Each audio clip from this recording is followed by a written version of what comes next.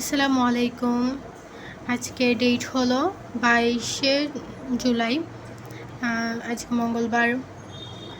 তো আজকে গত মনে হয় 19 তারিখ না 20 তারিখ করেছিলাম ভিডিও একটা, কিন্তু পরের দিন আমার ভিডিও দেওয়া এবং রুটিন মতো চলার কথা ছিল, কিন্তু আমি সেটা করতে পারি নাই। সেটা আমার ব্যর্থতা।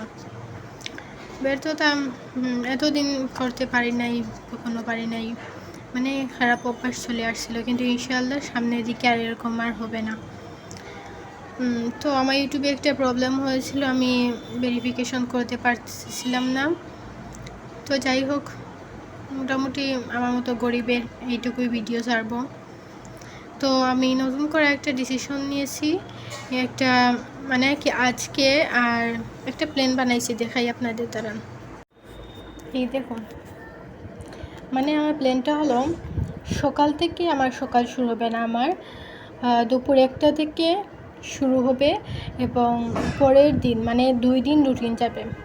তো আজকে 22 তারিখ আর 23 তারিখ ফেব্রুয়ারি রে, অ্যান্ড মঙ্গল আর বুধবার মিলে একটা রুটিন হবে। তো মোটামুটি একটা রুটিন দেখতে পাচ্ছেন এটা। তো ইনশাল্লাহ এখন বাজে 38 হয়ে গেছে। একটার সময় নামাজে গেছিলাম, এখন দেখি একটা 38 হয়ে গেছে। যাক, অসুবিধা নাই। 30-এ নামাজ শেষ হয়েছে, 8 মিনিট জানি না কীভাবে চলে গেছে। এখন ভুটানি নিয়ে বসবো, ভুটানির চ্যাপ্টার 9 পড়ব। যদি পড়তে ইচ্ছা করে না এমনি বসে থাকবো, তবু অন্য কোনো কাজ করবো না 3টা 30 পর্যন্ত। তারপর এই রুটিন অনুযায়ী ইনশাল্লাহ চলবো। দোয়া করবেন।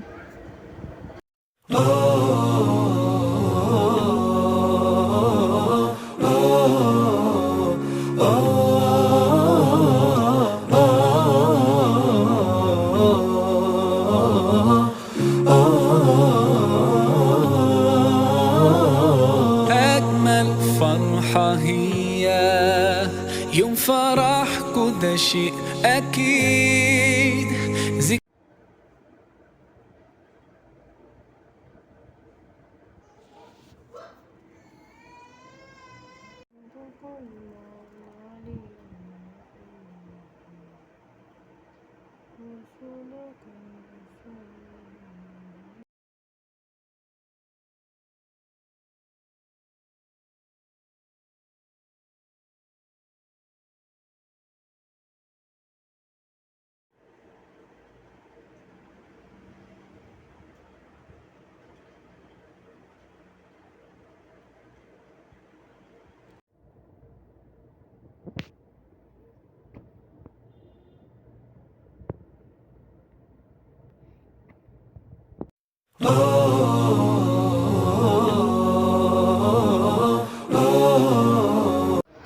তো পরিশেষে আমার শেষ রুটিনটা এই দেখুন।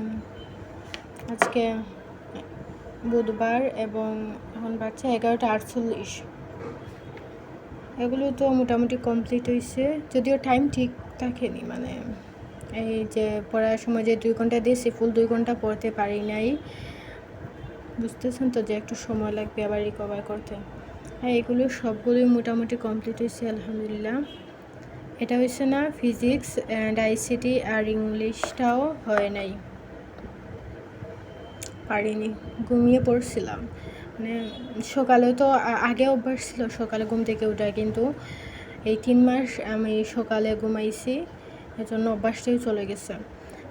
6টা 38-এ ঘুমাইছিলাম এবং উঠছি কয়টা, 9:30 না 9:09 উঠছিলাম। তো পড়তে বসি নাই, 11টা থেকে 11:30 পর্যন্ত মাত্র এই বাংলাই পড়লাম, আর কিছু না। কি বলবো, খারাপ হয়েছে আমার এই রুটিনটা, এটা বলবো না। যতটুকু হয়েছে আলহামদুলিল্লাহ, কারণ এতদিনে যে একটু পড়া হয়েছে এটাতেই আমি অনেক খুশি। ইনশাআল্লাহ একটু একটু করে আগাচ্ছে, ইনশাআল্লাহ সামনে দিয়ে আরও অনেক ভালো হবে। আমি এটা চাইছিলামও যে একটু একটু করে যাতে আমি ভালো হই। এই যে মাঝে 2 দিন ভিডিও করলাম না, মানে আমার পড়াশুনো হয়নি। 2 দিন পর আজ 3 দিনের দিন এইটুকু হয়েছে। কালকে দিনটা ইনশাআল্লাহ এর চেয়ে বেশি ভালো হবে। এরকম আমি চাই আস্তে আস্তে ইনক্রিজ হোক, কারণ অনেকবারই এরকম হয়েছে যে একবার হুট করে ভালো হয়ে গেছিলাম, তারপর আবার মানে অনেক লোতে চলে গেছি। এই জন্য আস্তে আস্তে ইনক্রিজ হলে ভালো হবে। যাই হোক, চেষ্টা করবো আরও বেশি ভালো করে। আমার চেষ্টা থাকে সর্বোচ্চ করার, কিন্তু ওই যে আছে না, আমি যে আগের এডিকশন, আগের অভ্যাসগুলো, এগুলোর কারণে অনেক পিছিয়ে পড়ি। কিন্তু তাও যতটুকু হয়েছে আলহামদুলিল্লাহ। আজ অনেক দিন পর আজকে কোরআনও পড়লাম। আমার কোরআন কখনোই মানে কি আমি রোজ পড়তাম, রোজ সকালে আমার কোরআন পড়া হতো, কিন্তু এই কদিন, আজ অনেক দিন, প্রায় 18 দিন হয়ে গেছে আমি কোরআন পড়ি নাই। অনেক ভালো লাগছে আজকে। তো সামনে দিয়ে দেখা হবে। আরেকটা কথা বলি, কথাটা হলো এই যে মাইলস্টোন কলেজে উত্তরার এই দুর্ঘটনা নিহত এই 16 জন স্টুডেন্টকে নিয়ে বারবার পড়ার সময় ওদের কথাই আমার বারবার মাথায় আসতেছিল। মানে আমি বিশেষ করে ওদের ফ্যামিলির কথা, কারণ আমি নিজে জানি যে ওদের ফ্যামিলি এখন কী অবস্থা, সবাই এটা বুঝতে পারতেছে, কিন্তু আমার চেয়ে বেশি আর কে বুঝতে পারবে। আমি নিজেও আমার ফ্যামিলির অনেককেই এভাবে হঠাৎ করে হারাইছি। নিজের সাথে যখন কিছু হয় না, তখন সেটা আলাদাই বোঝা যায়। মানে এখন আমার এটা এটা আমি পুরোপুরি বিশ্বাস করে গেছি যে মানুষ এটা বলে মুখ দিয়ে যে মৃত্যু বয়স দিয়ে হয় না, কিন্তু এটা ফিল করতে পারে না। মানুষ বলে না অকালে মৃত্যু হয়ে গেলে, এই বাচ্চাগুলোকেই তো অনেকে বলে যে অকালে মৃত্যু হয়ে গেছে। আসলে মৃত্যু মানে কোনো অকাল নয়। মৃত্যুটা এটা আমাদের যতটুকু হায়াত থাকবে তারপরেই মরে যাবে, এমন নয় যে বুড়ো হলেই মরবে, যৌবনে থাকতে কেন মরবে, এখন তো মরার বয়স নেই। এটা সত্যি বলতে অনেক ভুল, যে মরার বয়স নেই ঠিক কেন মরলো। অনেক মানুষ এটা বলে যে তোমার এখনও তো তার বয়সও হয়নি, সে কেন মরলো, এই নি সেই নি। এসব বলা আসলে ঠিক নয়, কারণ মানুষের মৃত্যু হঠাৎ করে। আমিও ভাবি যে এই কথা বলতেছি, এই ভিডিওটা আপলোড করার আগেই হয়তো আমি চলে যেতে পারি। এটা সত্যি, এটা মনে প্রাণে এটা আমাদের বিশ্বাস করতে হবে, এবং দোয়া করবেন সবাই সবার জন্য, যারা চলে গেছে তাদের জন্য দোয়া করবেন। আমার দাদি, আমার নানা, আমার বাবা অ্যান্ড চাচা সবাই এরকম আবার আমিও বলতেছি অকাল মৃত্যু, হঠাৎ করে মৃত্যু হয়েছে। এই জন্য বুঝতে পারি সকালটা ছিল সব দিনের মতো, কিন্তু কে জানে যে বিকালটা অন্যরকম হবে। সবশেষে আমাদের সত্যের পথে থাকতে হবে, যে কারণে আমরা এই পৃথিবীতে আসছে সেটা আমাদের পূরণ করতে হবে, এবং যত সম্ভব আমরা আমাদের নিজের ঈমানকে স্ট্রং করার চেষ্টা করবো ইনশাআল্লাহ।